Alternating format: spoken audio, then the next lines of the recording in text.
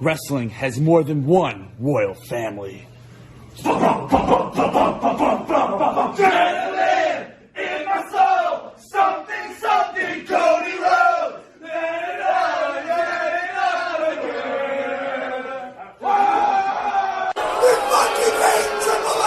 I asked Endeavor CEO Ari Emanuel and WWE founder Vince McMahon how this all happened during our exclusive interview on Sunday in Los Angeles.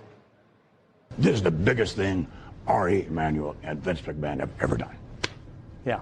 Combining forces like this there's nothing like this. There's never been anything like this. People have been talking about this for a long time. There were a lot of other suitors sure they here. Were, but Ari, really, the synergies, everyone was very interested in us, and I appreciate that. But the synergies that Ari brings, totally different than everyone else. That said, many doubted we would ever see this day, that you would ever be willing to sell a controlling stake in your company. Right. You are the WWE, and the WWE is you. So why? It's the right time. It's the right time to do the right thing. And it's the next evolution of WWE. He was running TV tonight. He's back. It's what it was. It will be what it was before. If people think that that was bad, it will be bad. That's just the way it is. The TV show was changed when Vince got there, and it was changing as the show was going on. And that was tonight, and that will be what it is going forward. Ari Emanuel's not going to be involved in the wrestling. Vince is running the company. I thought it was an outstanding match, among the most heated matches you would think of in WrestleMania history, I would say. Like, it was that incredible, this crowd. I think they missed the timing on it. I think that this was, like, the idea that you build it for a bigger day. Maybe you'll come close to this. I don't know if you will hit such a peak as this, where the family is there. Like, we watched two families leave these WrestleMania weekend shows disappointed that the person did not win the title. I cannot fathom the Supercard of Honor finish with Mark Briscoe. So this one, I mean, I don't know what you could do that makes the next one bigger. And yes, if they do it at SummerSlam, if they do it at WrestleMania next year, I'm sure it'll be a big moment, and you will get people stating, oh, everyone doubted it. Everyone doubted it. This was never about the sale of the company. Never. If you think this is about selling the company, you're wrong. This is about ultimate power. This is about how he can get back. And everything that happened be wiped away as if it never happened. This is one step involved with Vince McMahon getting ultimate power back. If he has the power to remove board members and put fucking people in place that are not gonna go against him, if he could fucking sit there and rewrite bylaws of the WWE, you don't think that this man has the capability to fucking get backstage, sit in that chair, put that headset on, and run creative? Feel is right. And maybe that's what's happening with Hunter right now. He has this tremendous story that's been talked up and grabbed by casual and diehard wrestling fans alike. It's something that we've all united behind, how much we've loved the bloodline storyline. Maybe A, he's scared to end it, and B, he just doesn't quite know how to end it, and he's scared to pull the trigger on ending.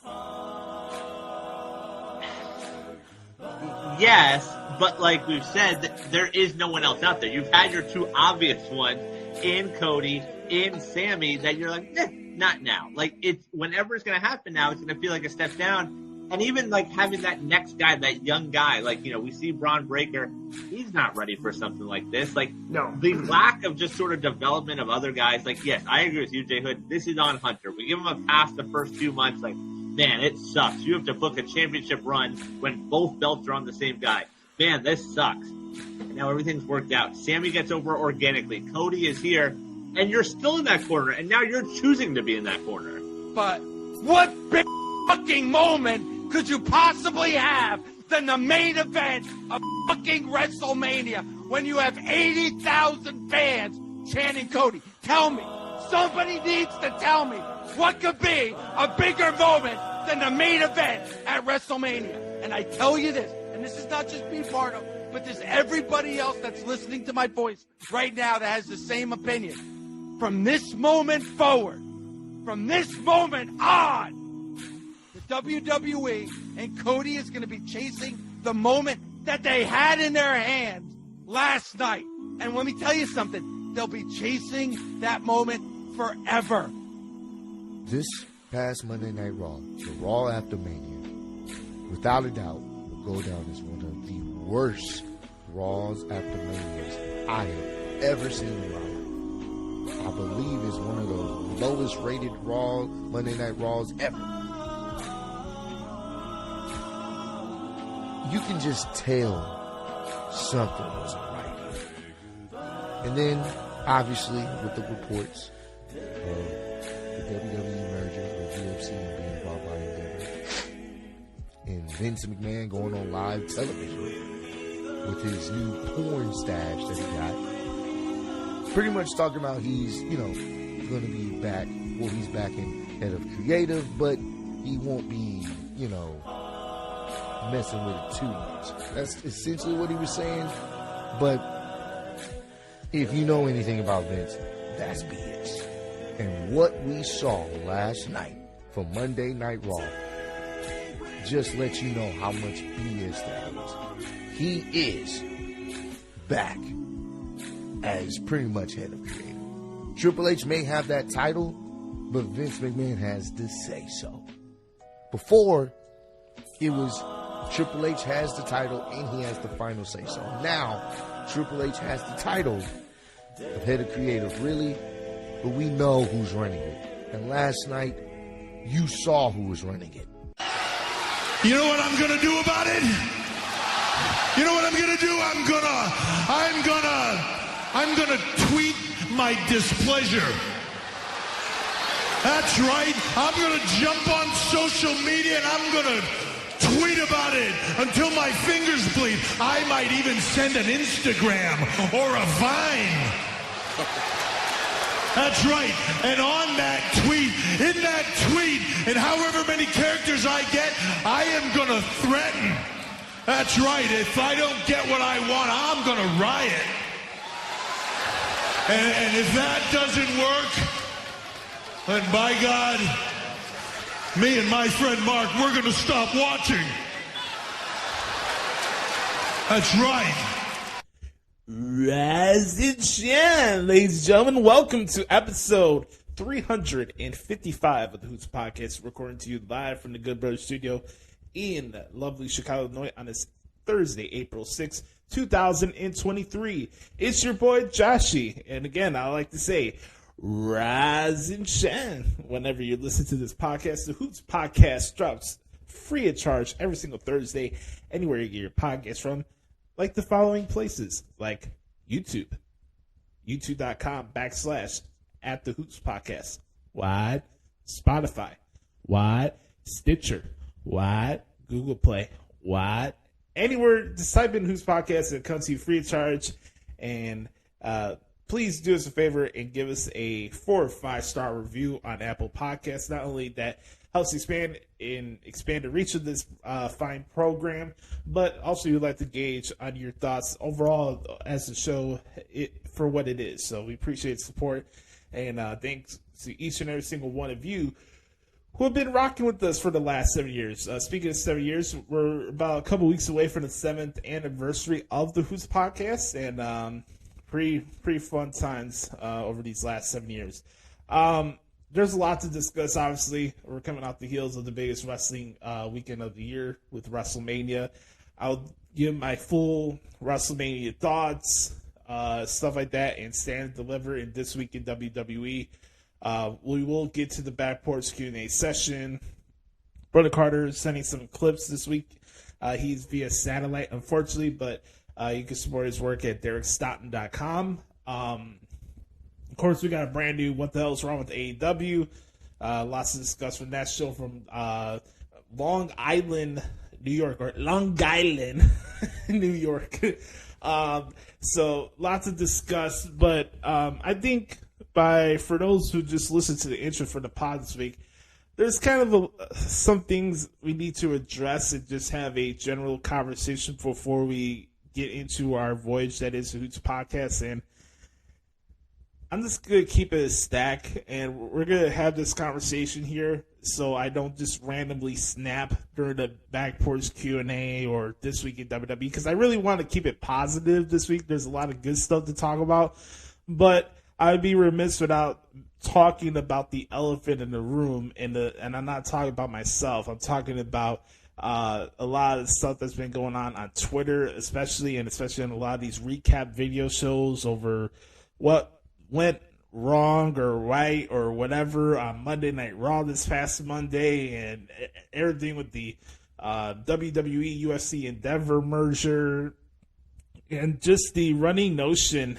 over one episode of Monday Night Raw wipes away everything that we saw at Stand and Deliver and WrestleMania, and WWE's gonna die, and AEW's back to being a legitimate number one contender, and like all this hoopla and hyperbole and just sheer just lunacy that I've been seeing over the last 4 days. It's just like, I sit here and I ask myself, what are we accomplishing here? Now, again, for those who don't know, from my point of view, for those are new listeners of the Hoots podcast, I, for one, am one of the few wrestling media members who actually doesn't care about who's booking who has the pencil, the creative process, who's going over who's sleeping with who, the backstage politics. I'm not that guy. I've never been that guy, and I'm never going to be that guy. I've kept a firm stance since I started this show 7 years ago that unless that I'm in the wrestling business and booking is part of my responsibility, I'm not going to come out here and vetch and bitch and moan and opine about booking, about a product that A, is subjective, and B, I'm not responsible for it. Neither of any of you that are listening to this. And neither anybody in these sissy-ass crybaby wrestling fans that bitch and moan and spend their life 24/7, 365 talking nonstop about booking and creative as if that's the most important thing in this entire industry. You know what's the most important part about professional wrestling? Making money. Putting asses in seats. I can write Joe Schmo versus Billy Asshole. It doesn't matter what's on paper or what's on a promo or what the creative is. If the story that I'm supposed to tell, the most important story, is not told inside that 20 by 20 ring, none of this means anything.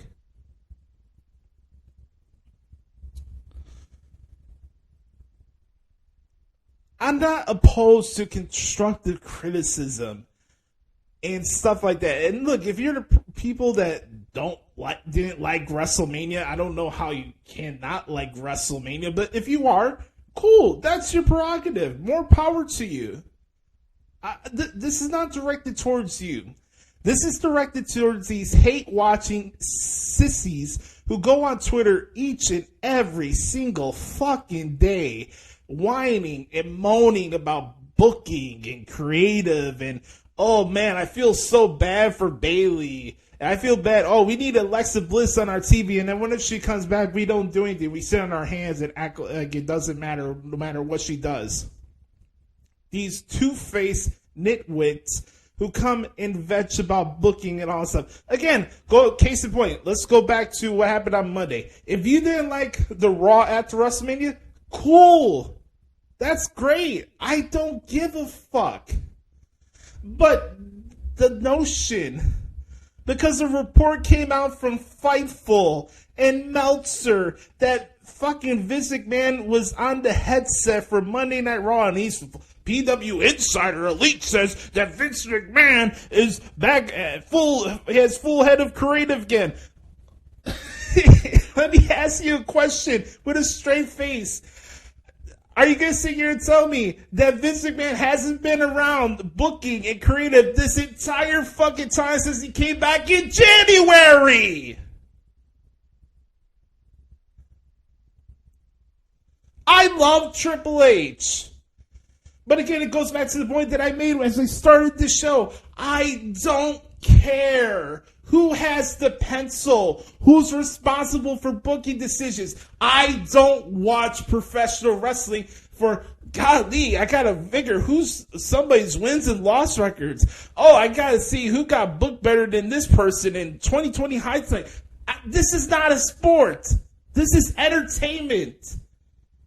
As long as I'm entertained by the stuff that I see on my TV, that's what matters to me. Not who's booking and who's being buried and whose segments got nixed or whatever God else fucking complaints that we see every single day on Twitter. It's so nauseating to me for the fact that it's stuff like this that takes away from the best form of entertainment that we get to watch each and every single week. Go back and watch that WrestleMania, either it was night 1 or night 2, and you tell me, because Vince McMahon is back on creative, whether it is or not, I really don't give a fuck. I'm just being honest with you guys. I don't care. And if you want to cancel me over that, more power to you. I really don't care. But you can sit here and tell me that Vince McMahon and WWE is ruined following the day after we saw Gunther, Sheamus, and Drew McIntyre. We saw Roman and Cody, everything that we saw on Saturday night, that just didn't happen, right? That didn't matter now, right? Because Vince McMahon's got the pencil. Oh, the evil Vince McMahon who does everything wrong. Vince McMahon is impossible doing anything right with creative, right? Vince McMahon gets no credit for the bloodline, right? Vince McMahon gets no credit for Bianca Belair and what she's done on the main roster, right? I can come in here and talk about being in the weeds and talk about all the backstage info and do everything that everybody else does that has a wrestling podcast. But what does that do for me? What does it do for you? Me coming here and regurgitating everything you can hear from any other wrestling podcast or video show. How does that make this show stand out? You know what makes this show stand out?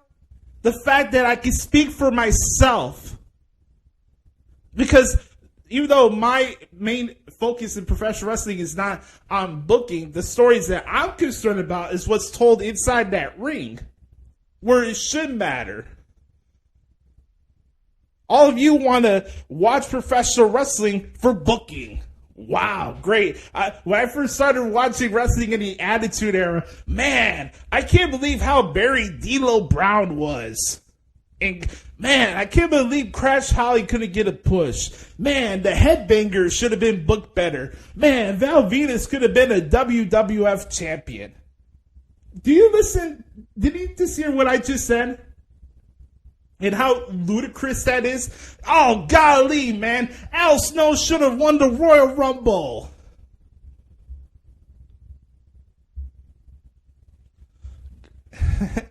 Look at the business that just went down this past Sunday night at SoFi Stadium, that weekend as a whole. You tell me, because, oh my God, the evil Vince McMahon is back. Oh, everything's going to go downhill from here. When record revenue was still going on before the scandals came out from Wall Street Journal and everything that was going on with the Bloodline was going on while Vince was behind creative.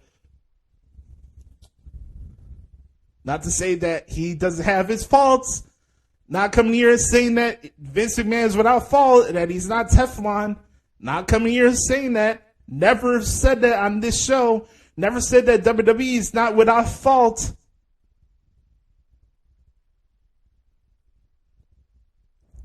So everything that happened at WrestleMania this past week, it didn't matter, right? Because, oh my God, we had the worst Raw at the WrestleMania ever. What are we in this for? Are we into watching and covering professional wrestling for booking or enjoying the show for what it was? If you didn't like Raw at the WrestleMania, great. More prerogative to you. Was there stuff that I liked? Sure. Was everything that happened on Monday Night Raw this past Monday night horrible? Are you going to sit there with a straight face and tell me that everything that happened on that episode sucked? As if we forgot the whole hanging fruit that nobody wanted to pay attention to, which Cody Rhodes mentioned a few weeks prior, that after WrestleMania, Paul Heyman was going to go back to being an advocate. Oh, golly, what a coincidence. The first Raw after WrestleMania, we have Cody Rhodes going into a tag team match with Roman Reigns and Solo Sikoa. Out comes Brock Lesnar. And then later on the show, you see Roman and Heyman in the background saying, hey, did you know that he was back? And, oh, what a coincidence. Later on, as the show's about to go off the air, oh, here's Brock Lesnar F-ing and destroying Cody Rhodes to end the show. Well, let's go to this, too, since I haven't really had a chance to talk about the Cody portion about this kid. This is a lot of the scuttlebutt this week. Oh, man, Cody lost his match at WrestleMania because of the Endeavor deal. It's all Vince's fault. Vince couldn't let his golden boy lose. Is it really all about Vince, or the fact that you don't want to acknowledge your tribal chief? Now, for full disclosure, I came on here in the show last week and said that I didn't care who won, whether it was Cody and Roman. And I said Cody was my pick to win, but I would understand why Roman Reigns would retain. Now, again, let me ask you, to the Nostradamuses of professional wrestling out there, aren't you the same people that come on every single week and tell me and everybody else that's watching that, man, if something's not broke, why fix it? Anytime everybody goes on the bitch and complain whenever a character changes their name or changes their theme song, right? Oh, if it's not broke, why fix it? Well, let me ask you this question, smartass. If the bloodline is the hottest thing in professional wrestling, and the tribal chief, who's the best wrestler in the world and the best character in professional wrestling today, if that's not broke, why are all of you on such a fucking rush to end his title reign? Answer me that, smartass.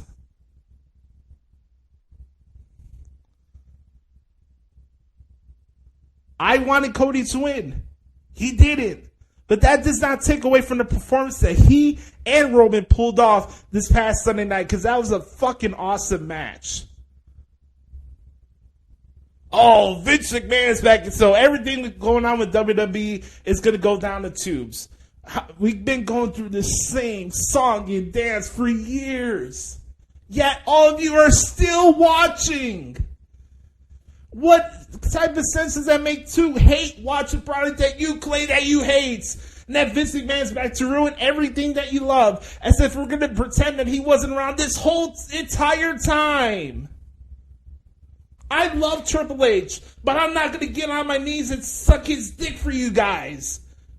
This is because I had to trash Vince McMahon, who's part of the reason why we watch fucking wrestling in the first place. I don't have to agree with everything he's done. Yes, he has his faults. Yes, he's a freaking old man that should go away. I agree with all of you.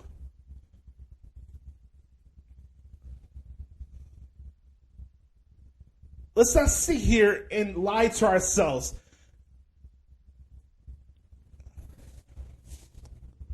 So, the last thing I'm going to say in this monologue, rant, whatever you want to call it, is that I'm not opposed to constructive criticism. What I am opposed to is hyperbole and nonsense just to get clout and retweets on Twitter. I'm sorry that I don't care about booking. I'm not sorry. I'm not sorry that I don't give two shits about booking. I don't watch professional wrestling, and my enjoyment, most importantly, of professional wrestling is not predicated on who has the fucking pencil for a wrestling show. It's entertainment. It's not a sport. That's all I have to say about that. Here's another truth nobody wants to admit either. It's really a hard pill. All these people that want to end Roman Reigns' title reign, they just don't want to admit that they were wrong about the guy. Like he says, acknowledge him. All right, folks, it's time for the Back Porch Q&A session. As always, if you want to participate in the Back Porch Q&A session, all you have to do is hit us up on Twitter at The Hoots Podcast or TheHootsPodcast@gmail.com. Let's start us off as we usually do. is spiritual. Let's give a shout out to the good brother Chris Saletta at X Team Saletta 24X on Twitter. Throw up the X, ladies and gentlemen. Throw up your Des Bryants. He says, "What up, Oos? Here's some questions for the Q&A this week. Do you think Charlotte will be used more as a special attraction going forward in scheduling?" Great question. I wouldn't be opposed to that. I think there's some things, some parameters that hasn't really been addressed when it comes to Charlotte Flair. By the way, happy belated birthday to Charlotte, to the Queen. She's an attraction already. I don't think that's something people don't want to acknowledge because there's so much like blind hate directed towards Charlotte. You know what I mean? And she started wrestling late. Like literally, she just turned 37 yesterday, right? I've always been a big fan of Charlotte. I don't hide or run from it. I stand firmly tall and plant my flag in the Charlotte Flair basket because she's that good. And once again, she showed why she is the best technical female wrestler in the world. And she is one of the GOATs. Is she my all-time favorite wrestler of all time? No, but to say that Charlotte Flair is not a GOAT, that's just lying to me and you. So going back to your question, Chris, yeah, she could definitely be a special attraction. There's going to be a time that she may become a part-timer. But when you see Charlotte Flair, and this goes back to everything I said in that last segment, you know why Charlotte Flair is effective? It's what she does inside that 20x20 ring. The story she tells in that ring. I always use that Money in the Bank example from 2021 all the time. Her and Rhea were getting booed out of the building, and she flipped that crowd to chanting, "This was awesome," by the time the match was over. That's Charlotte Flair. That's how damn good she is. Another question. Where would you rank this past WrestleMania among one of the best? Now we're getting close. Now literally on the road to WrestleMania 40 now. There's so many to choose from to put in your like top 5s or top 10s. Just to be fair to all the WrestleManias in the past that we usually get to these debates over, I'm going to say this WrestleMania is at least definitely in the top 15. I don't know if it's in my top 5. I don't know if that's in my top 10. And that's not a bad thing either. We just went through 39 WrestleManias, you know? So, it's definitely somewhere in my top 15. It was a blast. Yeah, have I been sulking and feeling down over the fact that I wasn't there? Yes, that's only human emotion and just frustration for what's going on in my career. But I had a blast, and it was a phenomenal 2 nights, a great spectacle, and can't wait to talk more about it once we get to This Week in WWE. So I'll put this one probably in the top 15 for sure. Will Wembley sell out? Stay tuned to what the hell is wrong with AEW. I'll give you that answer. How long until Jay White realizes he dropped his own ball with this decision? Well, that's a good question because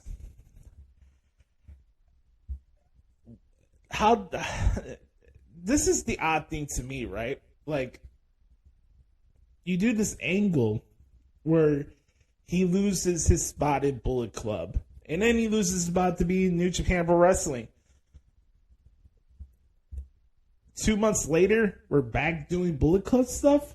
And then you do this digital bit with Renee, right? And she's like, "Hey, are you still the leader of the Bullet Club?" The guy got kicked out. What are we doing here?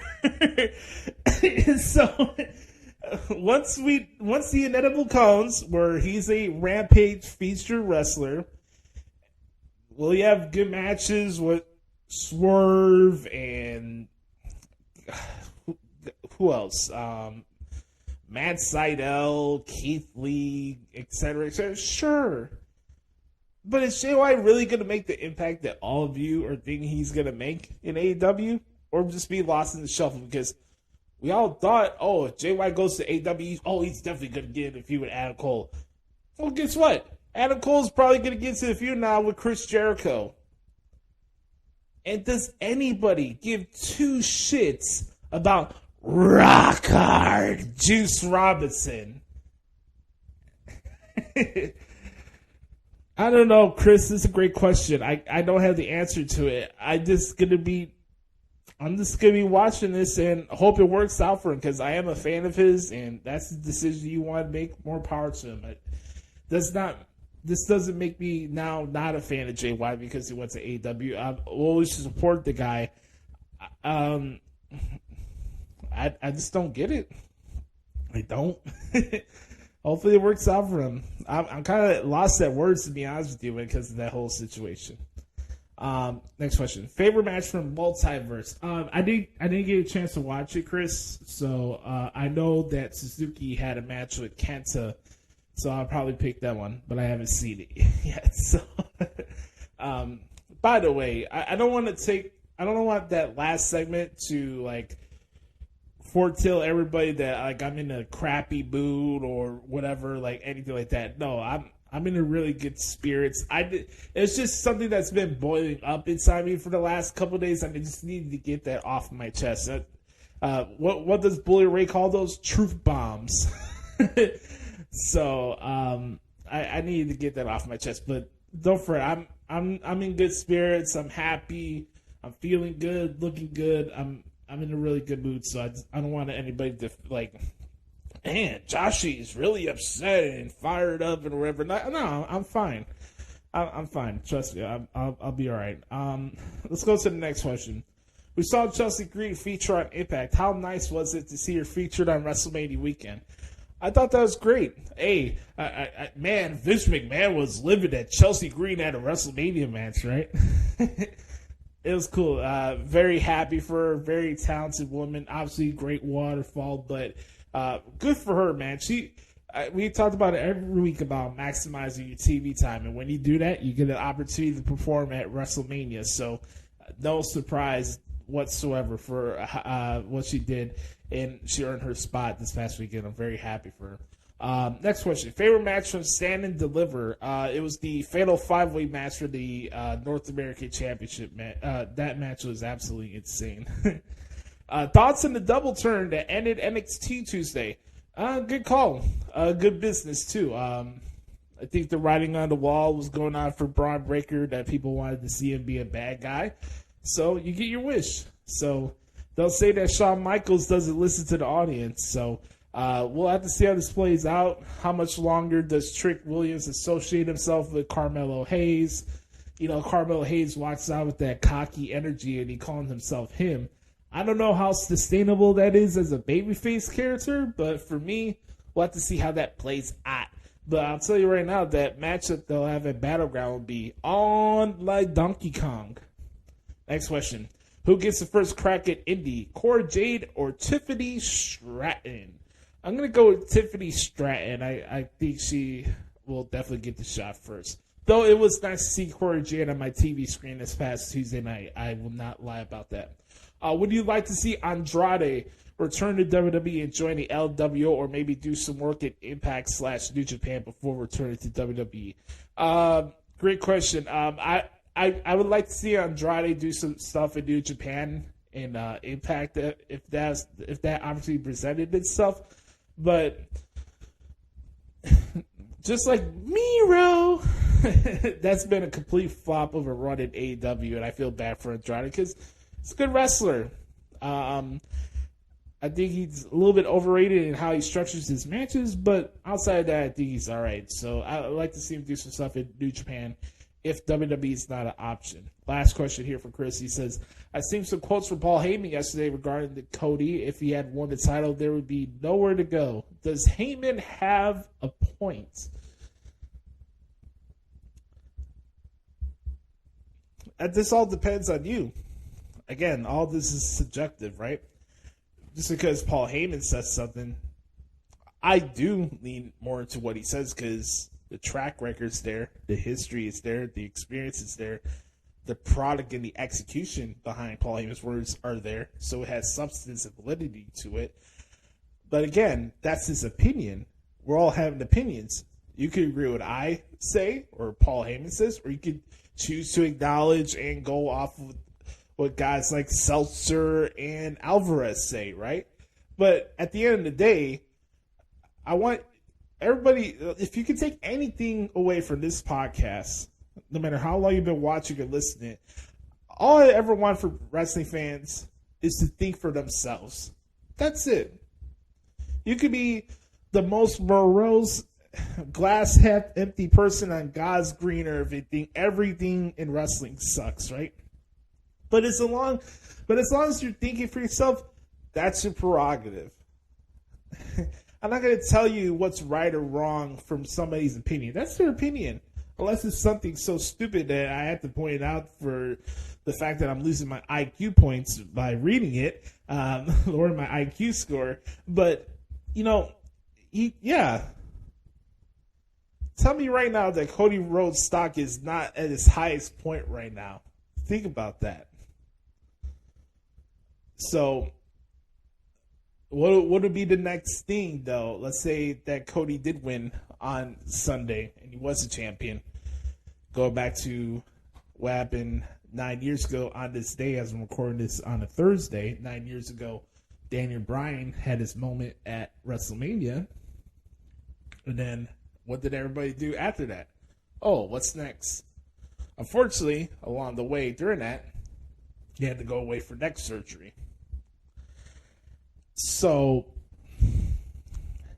all this stuff is subjective. Time will tell. I put this tweet out the other day. What's really being lost in all of this hoopla and discourse about this whole WWE dropped the ball on Cody not winning the title at WrestleMania and all this stuff. Look, if you look at that match, the real winners at the end of the day was all of us.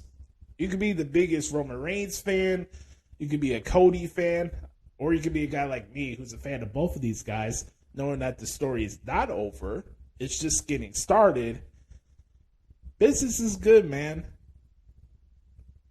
You add your added wrinkles now with Brock Lesnar.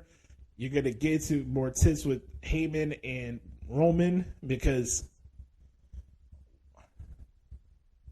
who holds the keys when it comes to the title picture in WWE? It's really Paul Heyman, if you think about it. It's not Adam Pearce. Sometimes it's not even the tribal chief. It's Paul Heyman.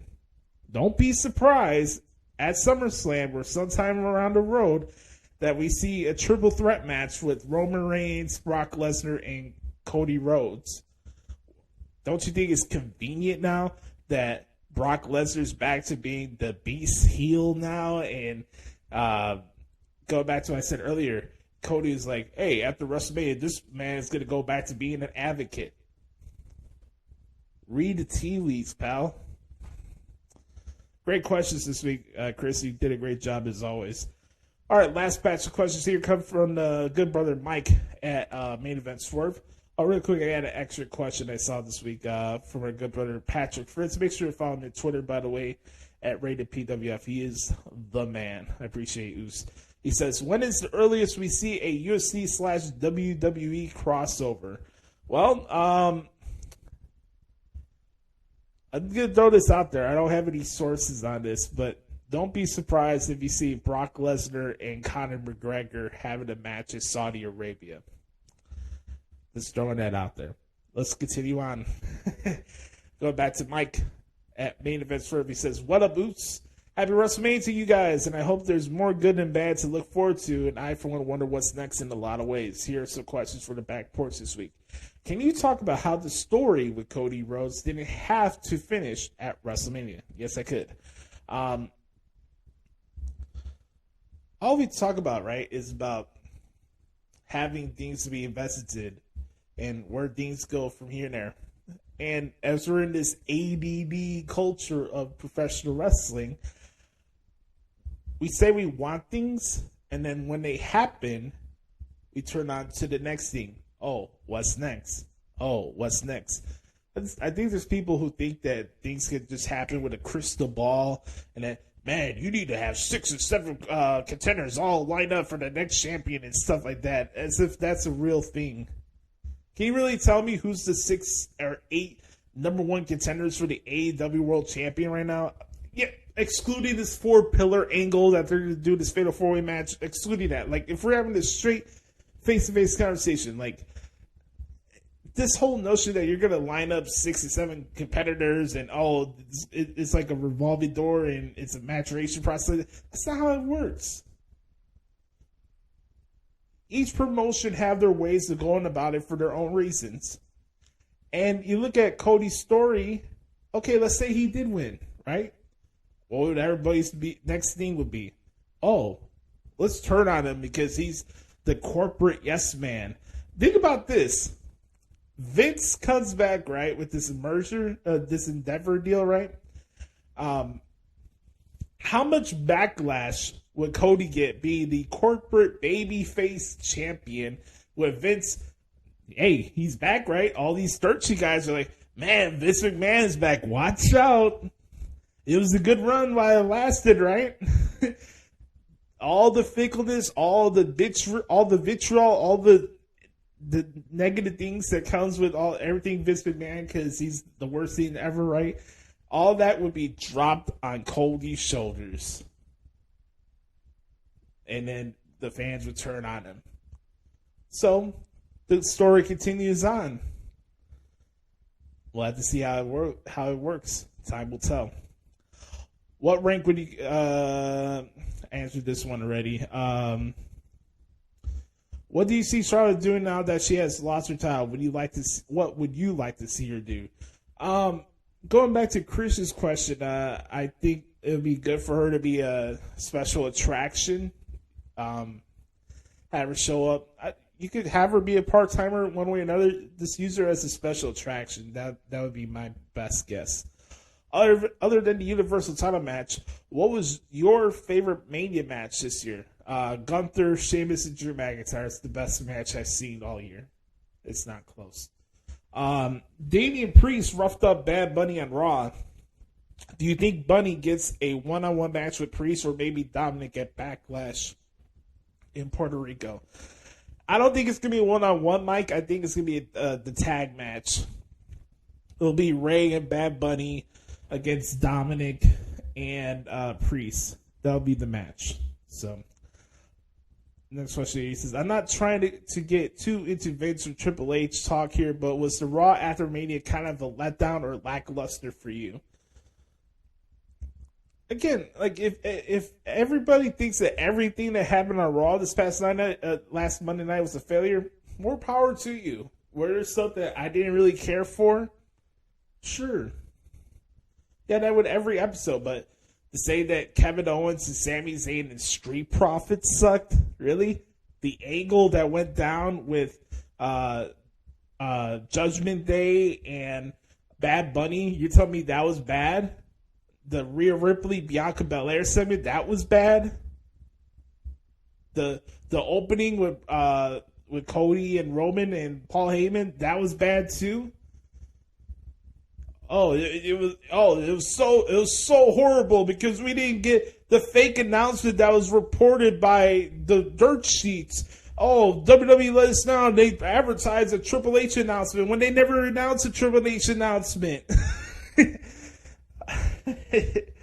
This is when people fall for the okie doke. Stop letting dirt sheets predicate your enjoyment for professional wrestling, folks. You're going to do yourself a bigger service at the end of the day. Next question. Why are people overreacting so much to Bayley, Asuka, and Drew? Pretty much everyone else they can't speculate about. Is the sky really falling? I doubt it. Brother, you answered your own question. People are overreacting because it's wrestling Twitter. They know nothing else to do but to bitch and complain about stuff they know absolutely nothing about. Question 8. Okay, admittedly, the White Sox had a good opening series split with my Astros. How are you feeling about the team after that series, especially with Liam Hendricks possibly returning soon? I like what I've seen so far. Don't enjoy the fact that Eloy is already having a 10-day injured list stint. That doesn't sound fun. But glad to hear that Liam Hendricks is doing well with his recovery, and he's coming back soon. So far, so good. Not much to complain about for my White Sox so far, so it's been nice. What is your favorite ballpark food when you go to check out a game? Great question.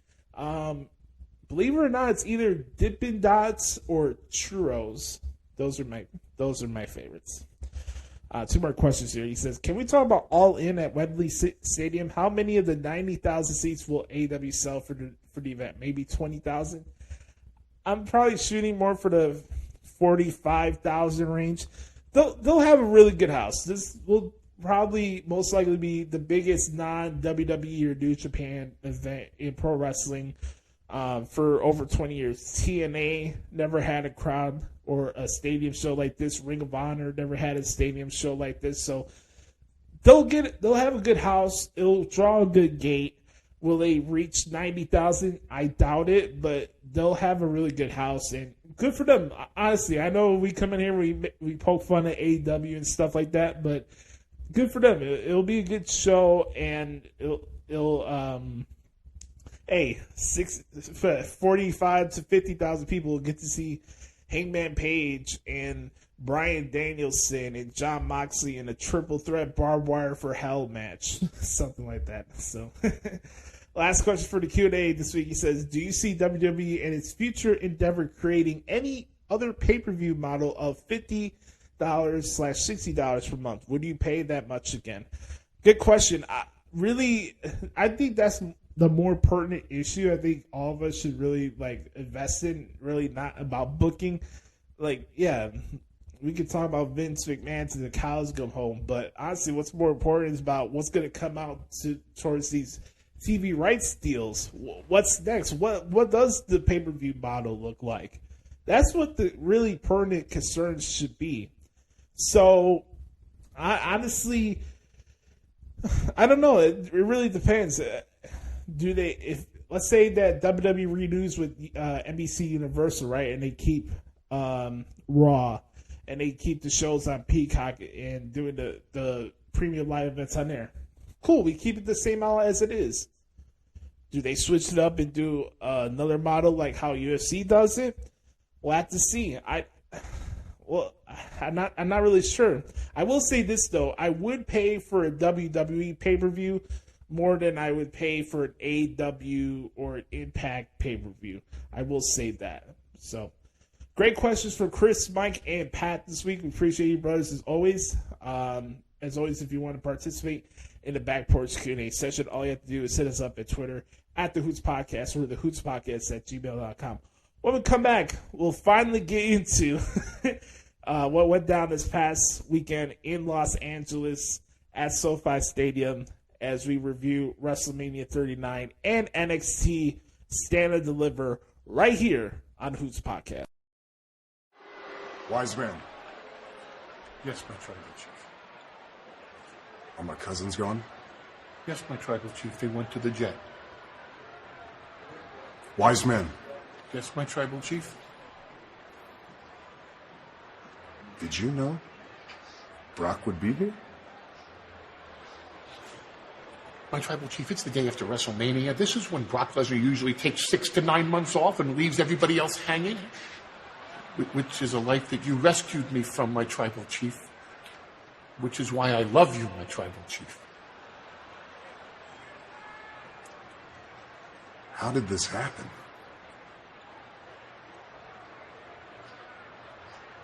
Oh, my tribal chief.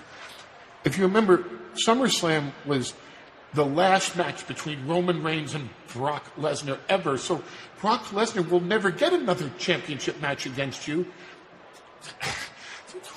Who could figure that he would answer the challenge because he has nothing to lose? He's got nothing to lose. Good, great. Doesn't matter. It's one of my greatest accolades of all time. Smashing Brock Lesnar. Let's do it again. Perfect. And when I'm done with him, I'm going to smash Cody, just like I did last night at WrestleMania. Oh. When I'm done, I'm going to tag you in. And then we can see who's ready now. You understand? Show Cody who's ready. Welcome back to the Hoots Podcast, everybody. It's time to talk about what happened this week in WWE, and let's not waste any more time. Let's get into what happened at NXT Stand and Deliver at the Staples Center. Excuse me, I am not calling that the Crypto.com arena. That is a hashtag. No shot, pal. Started off really hot. They're really also really good. I want to give a shout out to Stacy Keibler, everybody that got inducted to the WWE Hall of Fame. I really enjoyed Stacy's induction and her speech. I thought Conan did a phenomenal job introducing Ray. Ray's speech got me really emotional, especially the stuff he was talking about Angie. That really struck a chord with me. So I thought that was really, really cool. So congrats to everybody that were inducted into the WWE Hall of Fame this past weekend. So I want to get that first out of the way. Also, would like to send our condolences to the family of WWE Hall of Famer Bushwhacker Luke. Really sad because, ironically, the last WrestleMania in California, I was there to cover it. I saw the Bushwhackers go into the WWE Hall of Fame. And they had one of the best speeches of all time there, too. So, very sad to see that. So, my thoughts go out to Butch and the family of Bushwhacker Luke.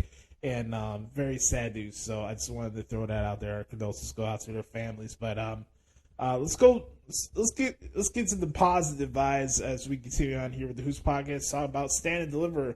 And this was a fantastic show. And lived up in the building. I thought it was going to be interesting how the roster carried themselves with the fact that they had a really early call time. Like, I think the show started at 10 o'clock in the Pacific, which is crazy. So the show started off with a ladder match for the NXT Women's Championship. Indy Hartwell is your new NXT Women's Champion, thanks to the help from Dexter Lumis. Full Circle Jones, Index remained strong, and Indy Hartwell became your NXT Women's Champion. I thought that was cool. Some very interesting spots in this match. We saw JC Jane cost Gigi Dolan. Man, that girl is a player hater of all player haters. By the way, can I say that as much as I enjoy Roxanne Perez as a wrestler, her character is very two-faced. I don't know if I'm getting the wrong vibes from her, but I like what she does in the ring. Again, don't get me wrong. I think she's very talented, so I'm not against Roxanne Perez. I think her character is very two-faced in a way, but that's just me. Gallus retained this match. I kind of thought this was going to be the time for the family. Tony D'Angelo and Channy Stacks Lorenzo. You know, how's the gabagool? How you doing? Keep it moving. I thought that was going to be a deal for our Paisans to bring the titles home, but it didn't happen. We had to return to Joe Coffey, which was nice to see, and Gals retained, so Gal Boys on top. This was my favorite match for the show, was the Fatal 5-Way match for the NXT North American Championship. This was a barn burner of barn burners. This was actually the longest match on the show. Wesley retained over Axiom, Dragon Lee, Ilya Dragunov, and Jordan Devlin. This match was insane. If you haven't watched it, go on your way to check it out. Then we got to the emotional storytelling part of the show where Johnny Gargano defeated Grayson Waller via submission. Big pots for Candice LeRae as she beats up Grayson with the kendo stick. Don Booker and Vic were very good on commentary during this match, so that was fine. Low part of the show, but it's kind of unfortunate because this is where it was positioned on the show. Alba Fire and Isla Dawn became the NXT Women's Tag Team Champions as issues continue to rage on with Fallon Henley and Kiana James. Brooks, I'm just looking out for you, brother. Just calling a spade. The whole bros before hoes thing is not real. Don't be surprised if Josh Briggs is clapping Kiana James' cheeks. Just be on the lookout for that. And then finally, Carmelo Hayes beats Braun Breaker. Pretty solid match. This match only went 16 minutes, but you had Carmelo Hayes did that nothing but net to become the NXT champion. And very, very, very good match. And congrats to Carmelo. He's had a very long run to get to this moment, and he had the Kobe gear at the Staples Center, and he showed out. So he did a very good job. So congrats to Carmel Hayes, and congrats to the entire NXT roster for what they did this past Saturday night. And also shout out to what they did on Tuesday. If you guys haven't seen that Dragon Lee Nathan Frazier match, you guys need to go check that out because that was badass. So, yeah, go check that out. It was dope. How about this? Let's get into it. Let's get into WrestleMania 39 as we start off. I had to say shout out to Jason Robinson and the entire production staff of WWE for how they made that stadium look at SoFi Stadium. It was fantastic. It's one of the best stages I've ever seen them make. One of their best sets. That production crew for WWE is just on another planet. And the fact that they could make WrestleMania look more visually good for SoFi Stadium than it did for the Super Bowl, this tells you the top tier quality that we get from WWE in their production staff. It was phenomenal. But let's talk about the show, right? That's why we're all here, right? Here's my WrestleMania review. Night one was a blast. Seeing John Cena kick off the show with Austin Theory. John Cena has the Make-A-Wish Kids entrance, which was really cool to see. Austin Theory retains. I thought this was the right call. It was the obvious call there. So it didn't look like this was going to be a longer grudge feud. This was really to put a spotlight on Theory, and he did what he needed to do to win the match. From there, we had the Street Profits, Braun Strowman, and Alpha Academy and the Viking Raiders. Talk about barn burners, man. These guys showed out and then some. I got to say this. Big shout out to Titus O'Neil, man. He killed it on commentary during this match. I thought he was fantastic. Just some of the crazy spots. Gable doing that roll through German suplex to Braun Strowman. The misfire splashes. Braun did a dive off the top rope. The pounce that Dawkins gave Braun Strowman on the outside was crazy. Ricochet doing a springboard shooting star press at the outside was nuts. Street Profits get the victory there.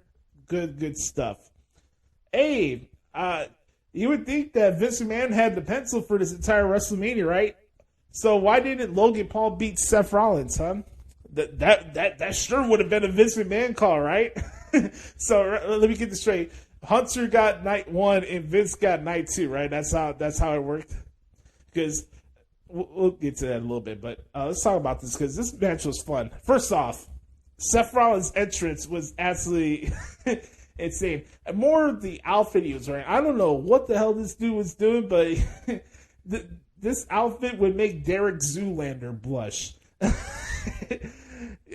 Seth Rollins has the crowd in the palm of their hands. Logan Paul, again, I mentioned before, he's just that damn good at the ring. He says it himself, he's born to deuce, and he's not wrong. I was not expecting Logan Paul to do a GTS. I thought that was just perfect timing with everything. Everybody's comparing Seth to CM Punk and seeing Seth Rollins whine to the media about his push and where he's positioned on a card over the weekend. I thought the whole CM Punk stuff fitted perfectly, so good thing that he did a GTS. Some really good spots, and then we got the spot with KSI where Logan Paul puts him through the table on accident. Seth Rollins hits a pedigree. There was a near fall there. Logan Paul decided to go for a coast-to-coast, got met with a super kick. You know a match is effective when you see the crowd get under, like, silly stand up and like the place starts rumbling before the finishers hits. You can see that with Seth Rollins before it's the curb stop. Good deal. Good business done. 16-minute match. Props to both guys. They killed it. Very, very good stuff. This was a match here that was kind of a victim of where it was placed.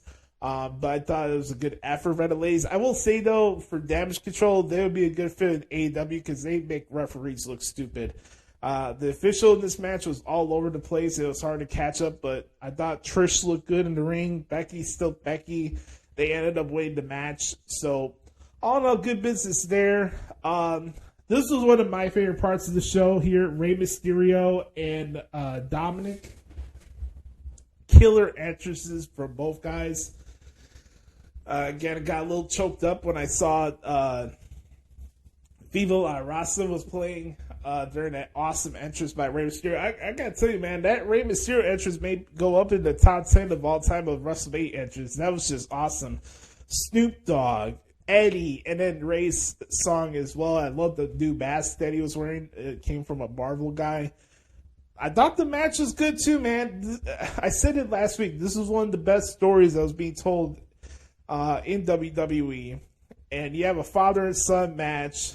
It goes down like it was. The spot where he started spanking Dominic was hilarious. I was laughing my ass off. Michael Cole was on top tier form during that call. Hey, man, how is it possible that Michael Cole was killing it on commentary? It had to be Vince McMahon in his ear, right?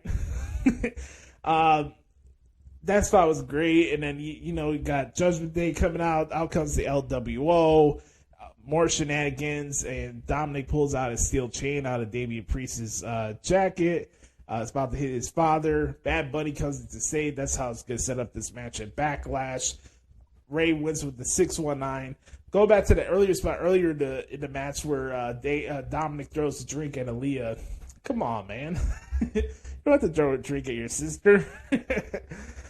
How about this match? Rhea Ripley and Charlotte Flair. 23 minutes. One of the longest matches on the show. Rhea Ripley and Charlotte Flair, in my opinion, put on probably one of the top 3 best women's title matches I've ever seen at WrestleMania. It's that good. It's up there with Mickey and Trish for WrestleMania 22. Other matches you could throw in the equation, but this one was special. And they had a tough challenge following the energy because the crowd was really into that Ray Dominic match. But these two absolutely killed it, man. The forearm exchanges, the false finishes, the reversals of figure eights, and Rhea does that reverse cloverleaf, but it's called the Prism Trap. And Ripley tried kicking out of the Riptide, and then Rhea wins the title with an Avalanche Riptide. Look, if you can't acknowledge how good Charlotte Flair was in that match, that's on you, pal. That's on you. She is that damn good. You want to talk about who's the standard in women's wrestling? It's Charlotte Flair. And I'm so happy for Rhea Ripley. This is a good journey for her. And it was a phenomenal moment for her, and I'm very happy for her. That's going to be a match that's going to be remembered for a long time, and it could have happened to a better person. So, props to Rhea and Charlotte. That was phenomenal. We saw the return of Pat McAfee as he defeated The Miz, thanks to help from George Kittle. No harm, no foul there. Then we had Kevin Owens and Sami Zayn against the Usos for the tag team titles. Kevin Owens and Sami Zayn are your brand new undisputed tag team champions. Fantastic match. The crowd was on their feet for the whole time. The false finishes, just the synergy of and everything that went into the finish with Sami doing the 3 haluva kicks was really good. The storytelling, man. The Usos don't get enough props for what they do inside that ring, man, and they deserve their flowers just as much as Kevin and Sami. The press conference scrum that they had was really good too. Glad to hear Kevin give a shout out to the Briscoes. That was really nice. Paying homage to their independent past and stuff like that. That was really cool. So great way to wrap up night one. Night one was fantastic. Now we get to night 2. Hey, remember Vince McMahon booked night 2, right? So here we go. How about this? The crowd were on their feet the entire time, engaged and entertained by Brock Lesnar and Omos.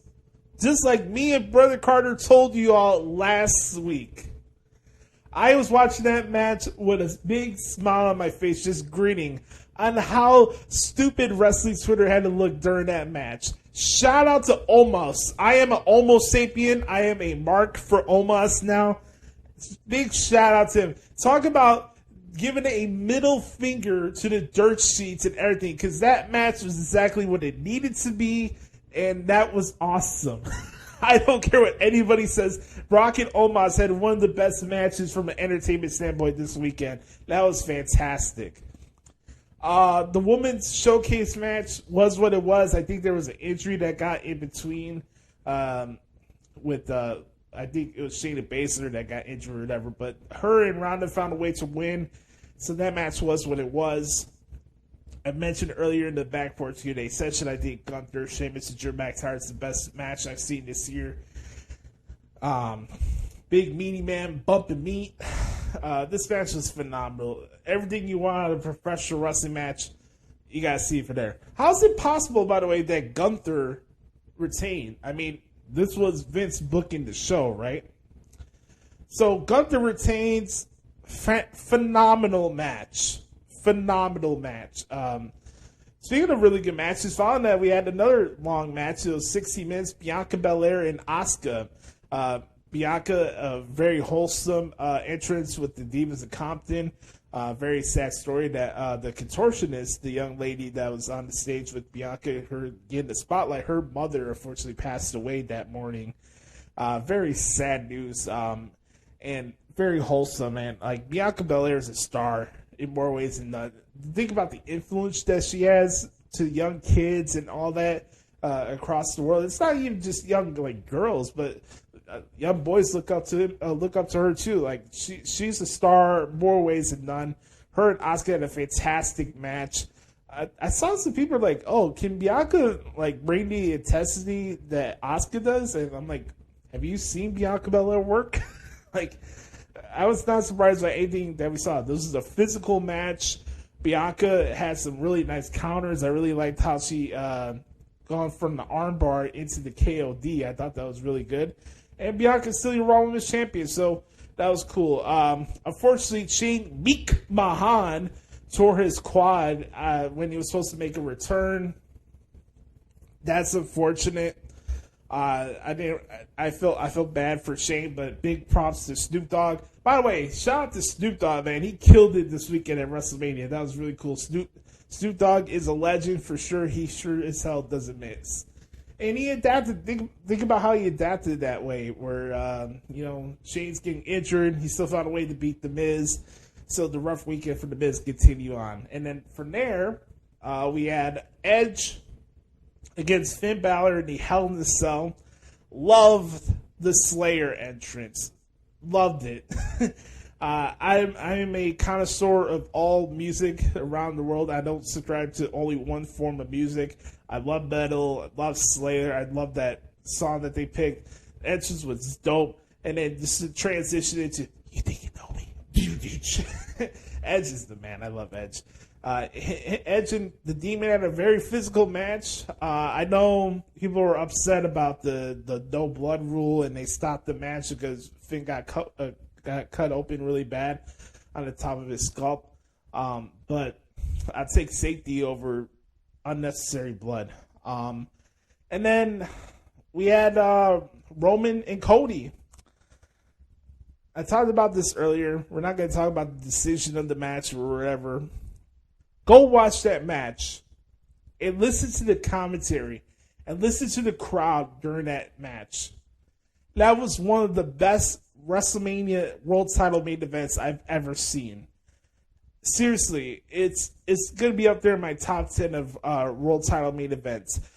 Roman and Cody, all the different spots, the heat, the selling, the sequences, the counters, especially when they're getting to that final yay boo spot where they're going back and forth, and then Cody started doing the jabs and the bionic elbow. Man, just listen to the energy of the crowd as that was going on. And love the spot where Roman got Cody in the guillotine choke, and Cody came out and transitioned to a ground and pound. I thought that was very cool. Physical match. Both guys were on fire, clicking on all cylinders. It was a perfect story, man. In an awesome, awesome match for Roman and Cody. And Roman is still your undisputed WWE Universal Champion, and he is your Tribal Chief. So, all in all, collectively, I really, really enjoyed this year's WrestleMania. I thought not only it was a great success from a business point of view, but all in all, just as a show in itself, it was a fantastic event. Happy for everybody that got a chance to go out there and cover it. Also, I want to give a big shout out to Issa, WWE Diva. She is a rock star. She's a superstar. I thought she did a fantastic job with her coverage out there at WrestleMania. Also, shout out to John Alba, and shout out to Nick Hausman and everybody out there that did their work out there in LA. So, all in all, man, I loved WrestleMania. I thought it was a fantastic show. But to say that WrestleMania was ruined and WrestleMania sucked because we didn't get LA Knight, or it's funny because one thing that happened, that means the entire show sucks. That's how this works in wrestling Twitter, for those who don't know, right? So because LA Knight didn't get a segment, because Bobby Lashley didn't get a match, because Cody didn't win, that means everything on WrestleMania sucked. It's funny how that works, right? But on that note, let's transition into our main event. It's scheduled for one fall with an unlimited time limit. It's time for another brand new edition, ladies and gentlemen, of What the Hell is Wrong with AEW. We're going to start this off with the Director of Operations and the Doctor himself, Sir Dish Canoe, Brother Carter, in a 3, 2, 1. Beat your meat, beat your meat, beat your meat, beat your meat, beat your meat, beat your meat, beat your meat, beat your meat.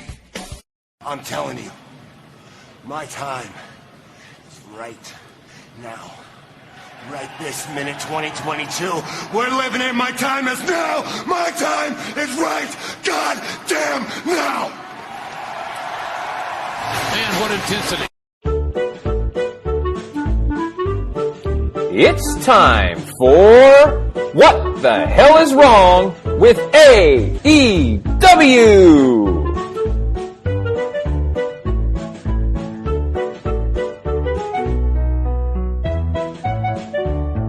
What the hell is wrong with AEW?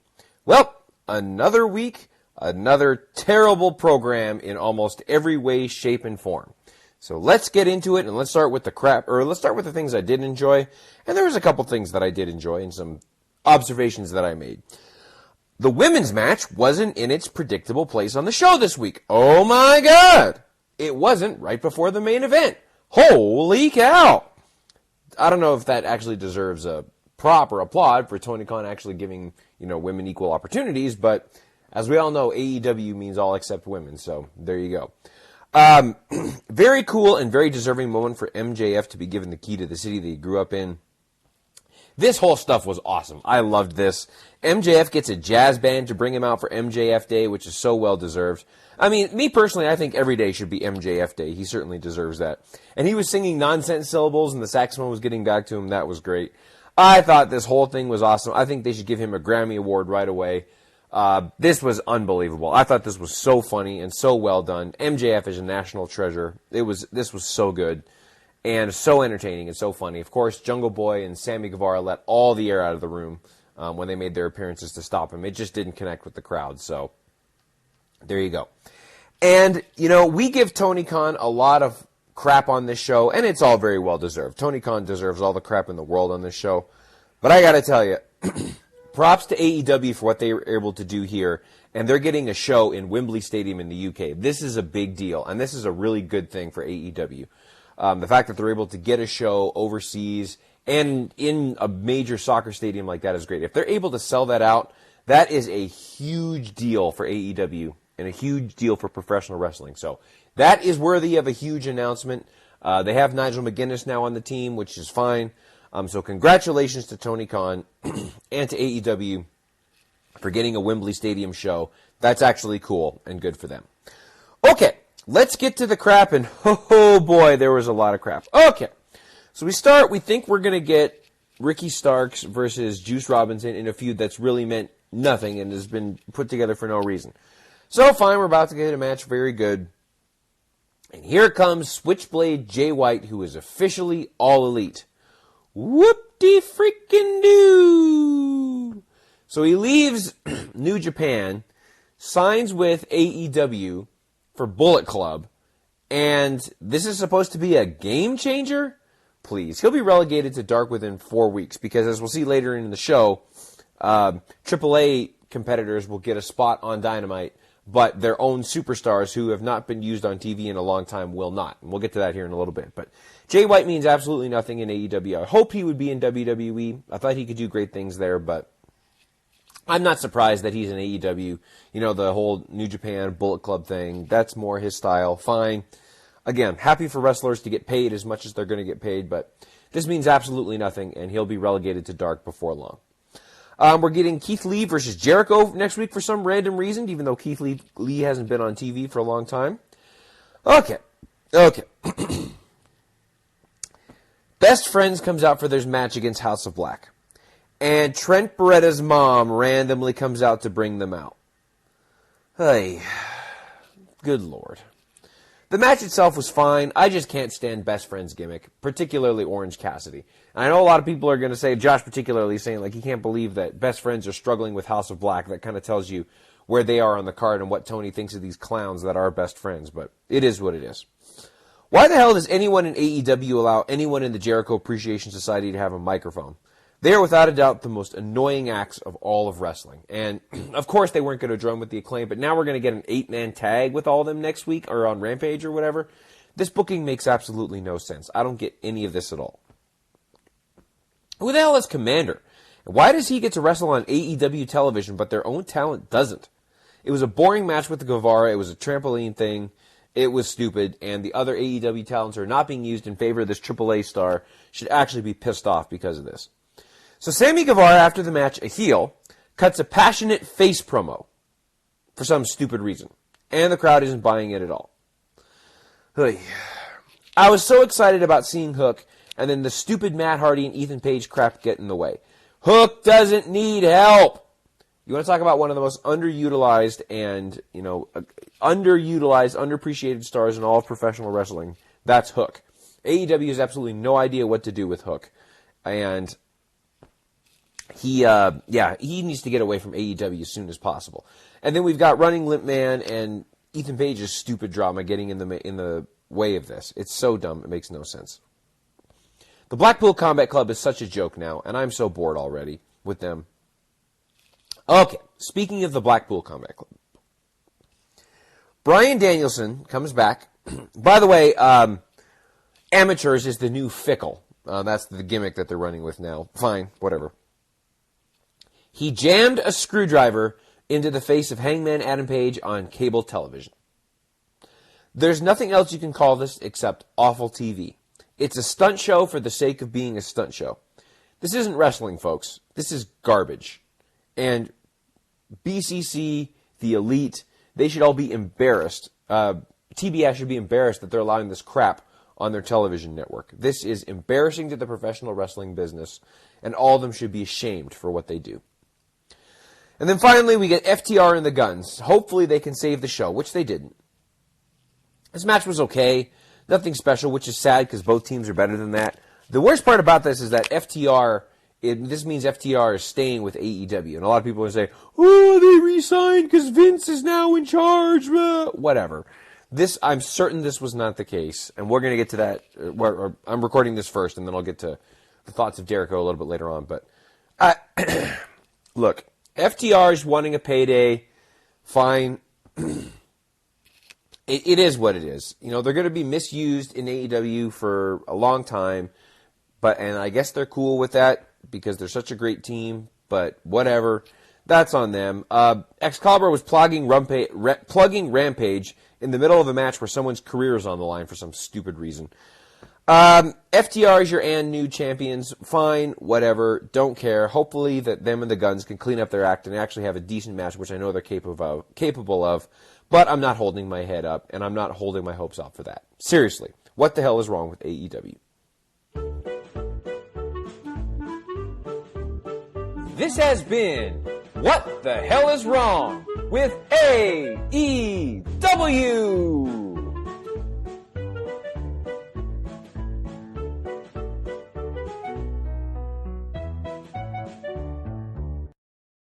Thank you, Dr. Royalty. Appreciate you, brother.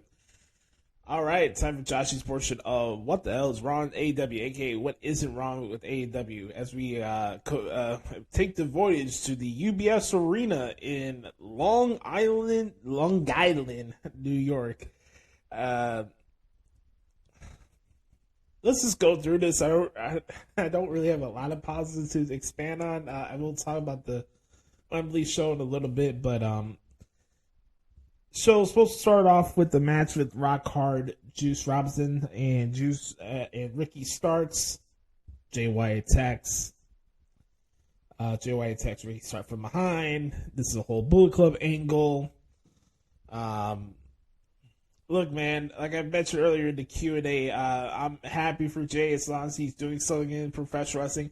I just think from a storytelling standpoint, it's kind of goofy to say, like, oh, I lose a match to not only leave Japan and New Japan and leave Bullet Club, but go to AEW to redo Bullet Club. I just think that's very odd.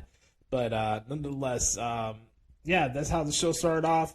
I wasn't really surprised. You know, Tony Khan can't resist without going with the low-hanging fruit. By the way, the beautiful and sexy Saraya was on Busted Open yesterday and revealed to us that she was asked to basically shit on WWE when when she first showed up to the company, right? You guys remember that promo? Oh, it's great to finally have a boss that finally listens to me. Hey, didn't TK say a couple weeks ago in that LA Times article, hey, I don't script promos for wrestlers? What a bunch of bullshit that was, right? Let's continue on here. By the way, please keep all microphones away from the JS. I don't care if it's Hager, what, Daniel Garcia, what, Anna J, what, Ty Mello, what, Sammy Guevara, those 4 minutes I can't get back in my life. I don't know what the fuck that promo was last night. Nobody gives a shit about you because nobody can relate to you. There's nothing special to you. You are a generic tumbler with a high school jock attitude. That's all you are. You're not special. You're not unique. You suck. Let's continue on here. Oh, hey, ladies and gentlemen, let's get on our pins and needles because we got Keith Lee versus Chris Jericho next week. Mamma mia.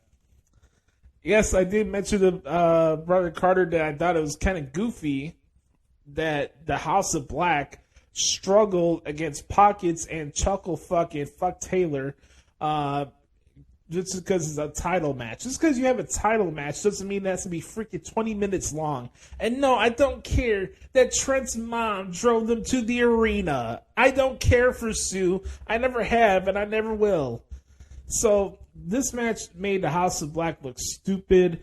They did retain, however. But yeah, I thought that was goofy.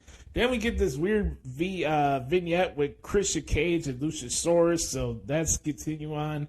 I thought Jamie Hayter and Rio was fine. I thought the match went a little bit too long, but Jamie Hayter won and retained, so that was fine. Renee was in the back with the Outcasts. They still got their feud going on with her and Britt Baker. Nothing new.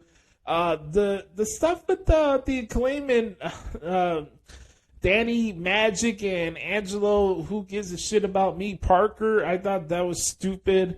The Acclaim's rap was fine. Then we get to the best part of the show, and it's MJF, one of a kind. Was MJF Day in Plainview, Long Island, New York, and MJF is a national treasure, man.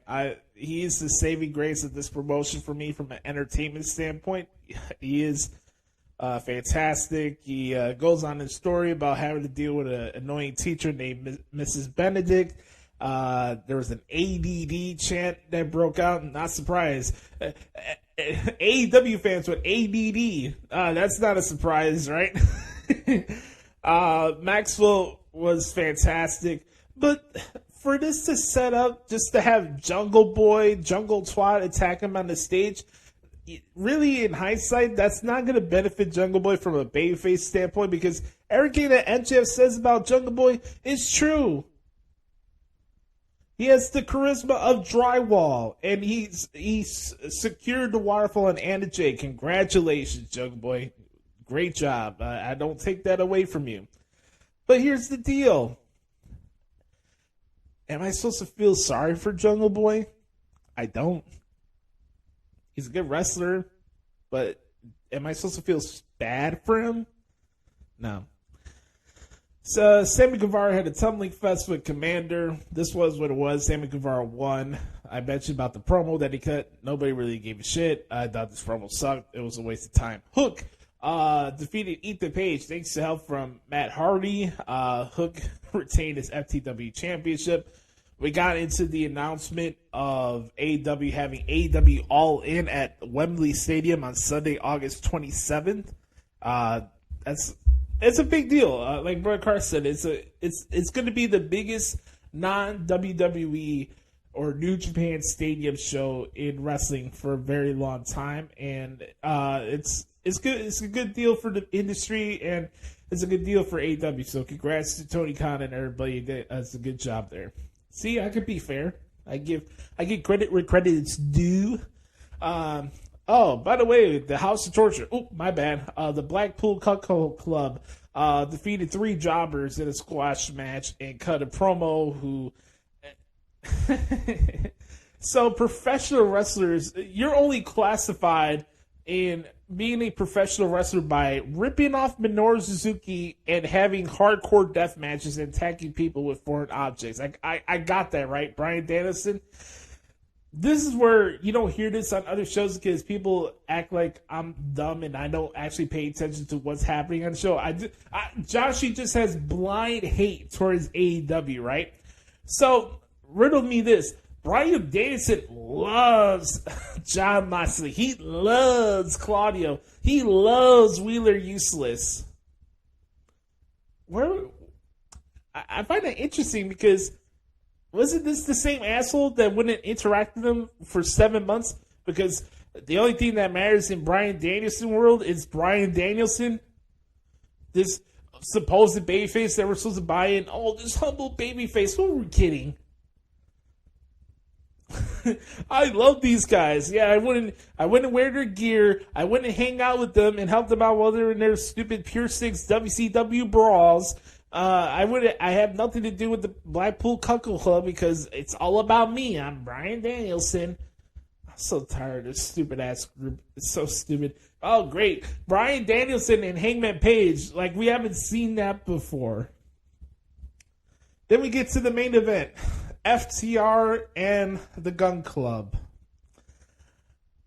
Again, just like Jay White, I have no issue for the fact that Dax and Cash want to be in AEW, and that's their decision, and that's prerogative. That does not make me now not that doesn't make me get to the point where I dislike them now, and that I don't care. And all this stuff, that's not the case, okay? I want this to... This is how I feel about the situation, okay? Like, I'm happy for them. If AEW is the place they want to be and that's the best beneficial thing for Dax and his family, more power to them. I'm still going to listen to his podcast with Matt Coon. I'm a fan of Dax. I just think it's very ironic, though, that their match for them to become the 10-time champions had shitty officiating towards the end. Like, Paul Turner was all over the place. So, I just think it's kind of ironic that there was a crappy officiating job towards the end of that match, which led to the point of these guys are now going to be staying in AEW. So good for them. That's cool. I don't have an issue with it, and that's their prerogative. They have every right to do what they want to do, and I'm still going to support them because I am a fan of FTR, and good for them. I'll have another reason to enjoy the show now. So I'm a fan of Dax and Cash. I'm still going to be supporting the podcast. I'm down with FTR. And they are the real deal. So congratulations to FTR for becoming the new AEW World Tag Team Champions. I'll say this episode of Dynamite wasn't as offensive to my IQ as other episodes or editions of AWR, but that remains to be seen as the weeks go by. But all this hoopla this week, oh man, this episode's really going to show up to Vince McMahon. See, we got him, Vince. We got him, Vince. I really don't think that was the case. But let's do our Excrement impression as we put a ribbon on the bow on this segment. And let's start it off here. Coming to you live on Rampage on Friday night. We have a rematch for the FTW Championship. It's Hook winning the title against Ethan Page. We have Jay as his Anna Jay in an elongated match against Julia Hart. We have The Acclaim and Angelo Parker, Danny Magic, Matt Menard against four other members in an 8-man tag team match. Right now we have Darby Allin taking on Lee Moriarty of the Firm. Jack Cargill and Ty Vackery will have a sit-down interview, and we get an announcement from Swerve Strickland, who we haven't seen in 2.5 months. Meanwhile, following Rampage on TNT is the 6th edition of AEW Battle of the Belts for the AEW International Championship. We have Orange Cassidy taking on Trilistico. For the TBS Championship, we have Jay Cargill taking on Billy Starks. And our main event for the Ring of Honor World Tag Team Championship is the Lucha Brothers taking on Powerhouse House and QT Marshall. More matches being announced. Make sure to follow Tony Khan on Twitter and get more information right now at AEWTIX.com. Repeat, that's AEWTIX.com. On that note, ladies and gentlemen, that is what the hell is wrong with AEW this week. Oh, man, I love this show. All right, ladies and gentlemen, I want to thank you guys so much for hanging out with me this week for this edition of the Hoots Podcast, our WrestleMania review show. I know I snapped and yelled earlier, but don't fret, I'm in good spirits. I'm glad we recorded the show. I thought it was a fun show. I hope you guys enjoyed it. Please do us a favor and check out the podcast each and every single Thursday.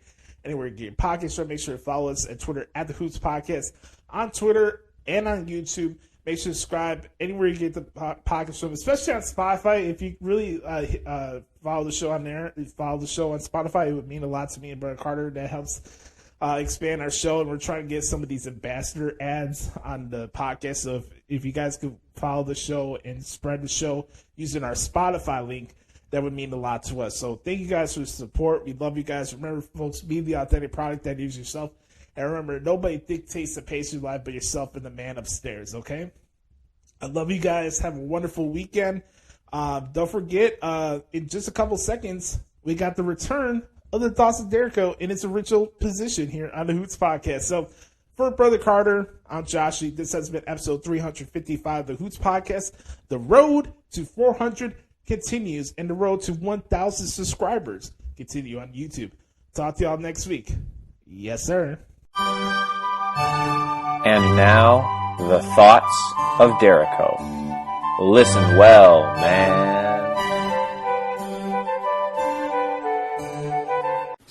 Welcome, welcome, one and all, to the segment that has more questions than answers following the biggest weekend in the wrestling calendar year. It is the Thoughts of Dericho, featuring the one, the only, Brother Carter. As I mentioned, I have more questions than answers about everything that's going on in WWE based on not only the results of WrestleMania this past weekend, but all of the news that's been happening with the sale of WWE, with Vince being back in control of creative, and you know, all of those sorts of things. So let's get into it. I want to start by I'll start by addressing some of the news issues and just some of my thoughts about that. So, obviously the big news story is that the Endeavor Group has purchased WWE and is merging together with UFC to create this huge mega company, $21 billion sports entertainment franchise, which, I mean, I think it's a good thing. I don't see how it's bad that two companies coming together who have similar mindsets and kind of a similar product. Obviously, one is scripted and one is not, but it's a similar product. Sports entertainment coming together. I think it's a good thing. I think, I think a lot of good can come from that. You have to excuse me. I've gotten a sinus infection over the last week or so. So I think it's a good thing. I don't think much is going to change as far as the business side of it. I think, you may get a little crossover, which is fine. That could lead to some Conor McGregor in WWE, which would be cool. Or, some of the WWE stars, Roman Reigns, going over to the UFC event or something like that. Like, it could be cool, to have that crossover. So that could be kind of cool. So I think for the business side of it, it'll be fine. So the other thing that I want to address is the stories that are coming out that Vince McMahon is running creative again and is basically calling the show. A lot of reports coming out that the Raw After Mania was one of the worst Raw After Manias in a decade, and that the morale in WWE is low because Vince was back at Gorilla running the show and all that stuff. So let me just start with a couple of things. Number one, I do believe that Vince McMahon should just stick to the business side of things and let Triple H and his team run creative. I think they've done a really great job over the last 6 months. Well, longer than that, actually. It's more like 9 months. They've done a really great job over the last 9 months. New, fresh storylines, returns of some characters, tending to break more barriers that haven't been broken before. So I think that's really good. And I do believe that should happen. Let me just put that out there first. Vince should be in charge of business, and Triple H should run creative. And Vince should not have anything to do with any of the television at all. He shouldn't be... If he wants to go to TV, fine, but he shouldn't be running TV. He shouldn't be at Gorilla. He shouldn't be changing segments, which from what I understand happened on Raw this past week, and I don't like that. I think that should, if you're going to put Triple H in charge of creative, put Triple H in charge of creative, and don't, have the final say and don't do rewrites and stuff like that, because it just causes confusion and chaos backstage, especially during the show. So I would say that needs to that I believe that should be the case. Vince should just do business. Triple H should just handle the television side of it. Now, that being said, everybody needs to pump the brakes about all of this stuff. And now all of a sudden it's like, oh my God, Jay White didn't sign with WWE because Vince is back. FTR didn't re-sign with WWE because Vince is back. No, that's not the case. I mean, of course, wrestling Twitter is going to blow up and be like, oh my God, it's over for WWE. AEW is going to take over. No, none of that is going to happen. Just relax. Hold your horses. That is not going to happen. So just pump the brakes a little bit there, folks. Just pump the brakes a little bit. So now, we'll get a test this Friday on SmackDown to see what's happening. Vince may have just, for some stupid reason, wanted to take over for one show. And maybe he'll realize the error of his ways, and it'll be fine. You can recover from it; it'll be fine.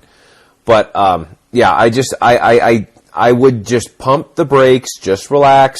WWE is not done; it's not over. AEW is not going to take over, even with the announcement of the Wembley show, which is a great thing for AEW. Don't get me wrong; I'm very happy for AEW. That's a good thing for them and their company. Excuse me.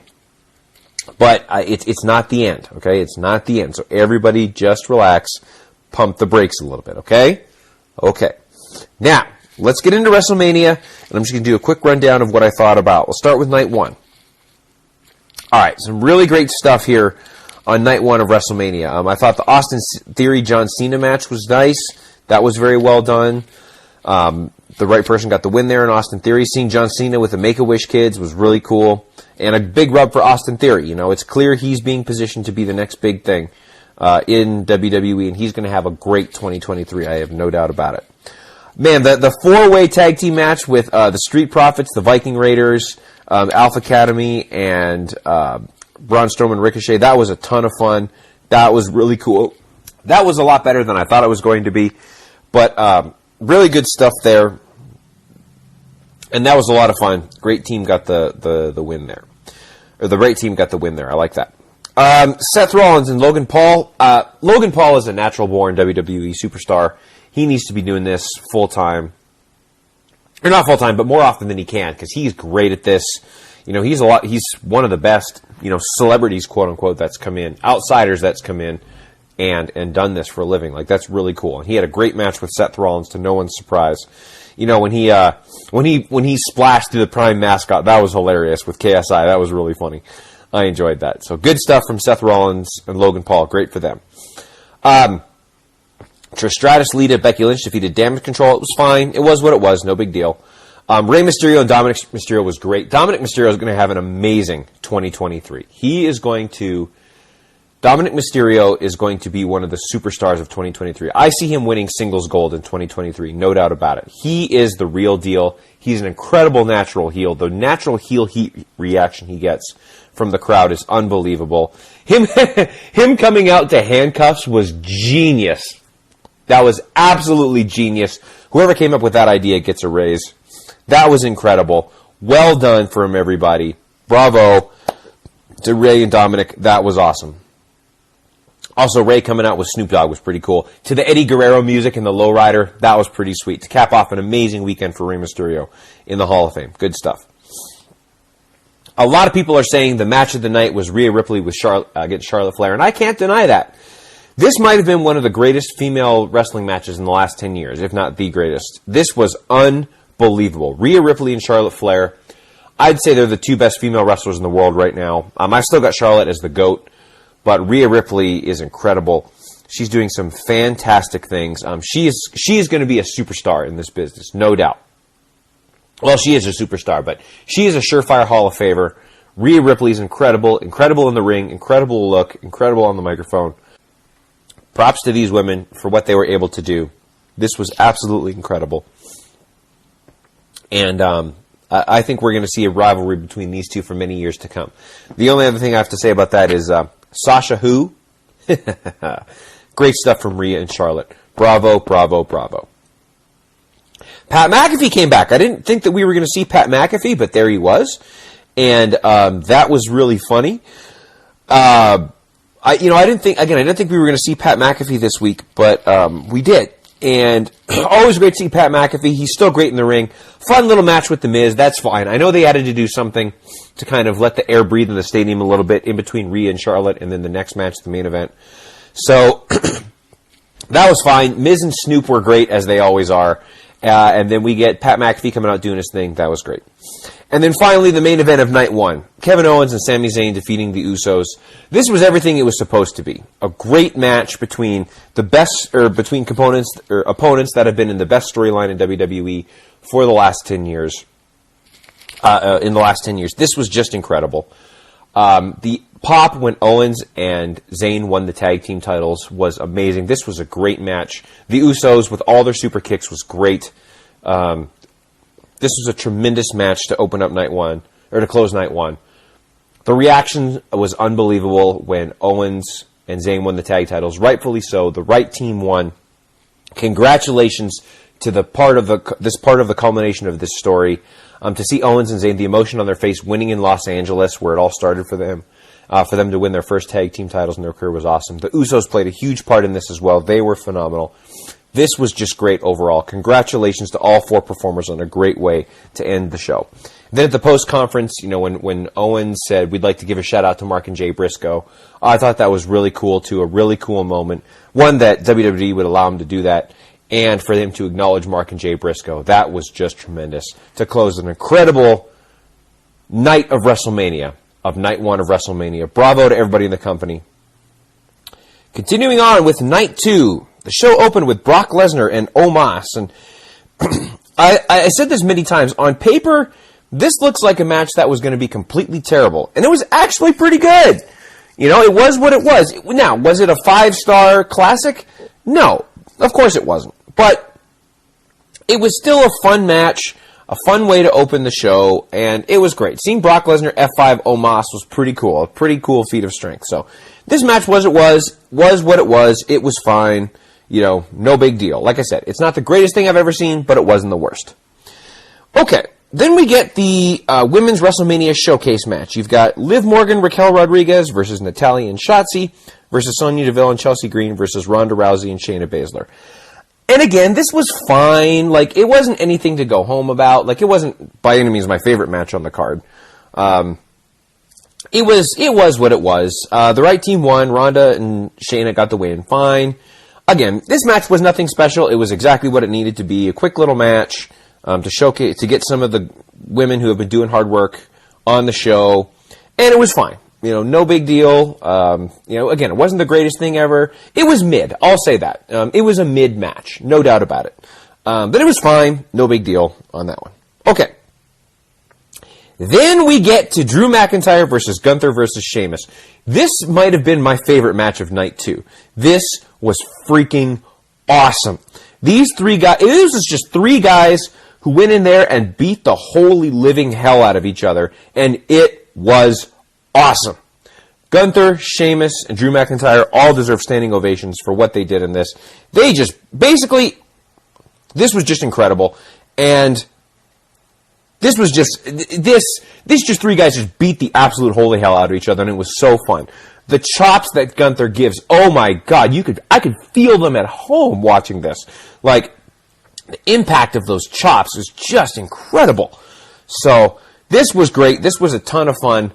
Bravo to everybody involved, and this was awesome. Congratulations. Gunther gets the win. He may end up breaking the record and being one of the greatest Intercontinental Champions of all time. And this was incredible. All right, Bianca Belair versus Asuka. I thought this was a really good match, too. I thought Asuka was going to get the win here, but it was two women who are at the top of their game, giving a great, solid wrestling match. Bianca Belair is definitely one of the top female performers in the world. She's fantastic. You know, she's right at the top of that women's division. I enjoyed this match very, very, very much. Congratulations to Bianca and Asuka on a great performance.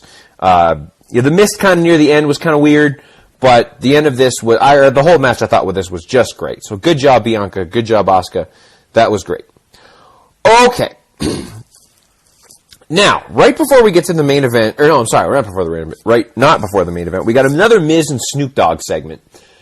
And this time, Miz was going to have another match, and he fought Shane McMahon. And here comes Shane McMahon. Now, I know a lot of people were upset that, oh my God, they could. So Shane McMahon comes in, and I saw trending after this was LA Knight.